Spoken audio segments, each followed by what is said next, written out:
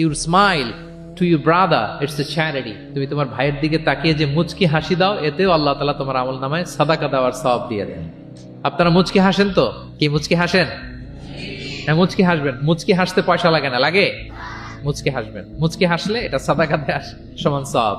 Always একটা smiley ফেসে থাকতেন প্রিয় নবীজি। ওনার চেহারা দেখলেই মানুষের মন ভালো হয়ে যেত। আল্লাহু আকবার। সাহাবাদের সাথে ওনার আচরণ কেমন ছিল, ডিলিংস কেমন ছিল? এক নম্বরে তিনি খুব কোমল আচরণ করতেন সাহাবাদের সাথে। কেউ যখন প্রিয় নবীজির সাথে কথা বলতো, ওই লোক কথা বলার সময় চোখ না ফেরালে প্রিয় নবীজি কখনো তার থেকে চেহারা ফেরাতেন না। মুসাফা করার সময় যিনি প্রিয় নবীজির সাথে মুসাফা করেছেন, ওই লোক হাত টেনে না নিলে প্রিয় নবীজি কখনো হাত টেনে নিতেন না। সুবহানাল্লাহ, হোয়াট এ হাম্বল পার্সোনালিটি।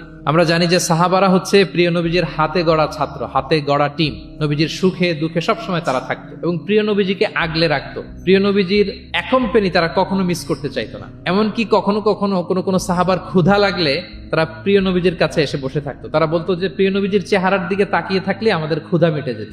নবীজির নুরানি চেহারার দিকে তাকিয়ে থাকলে কি হতো? পেটের ক্ষুধা চলে যেত।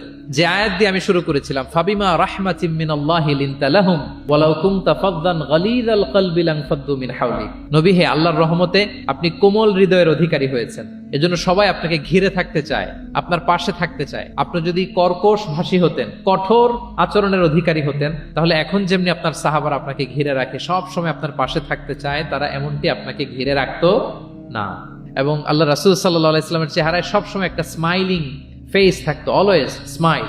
তিনি বলতেন, তাবাসসুমুকা ফি ওয়াজহি আখিকা সাদাকা।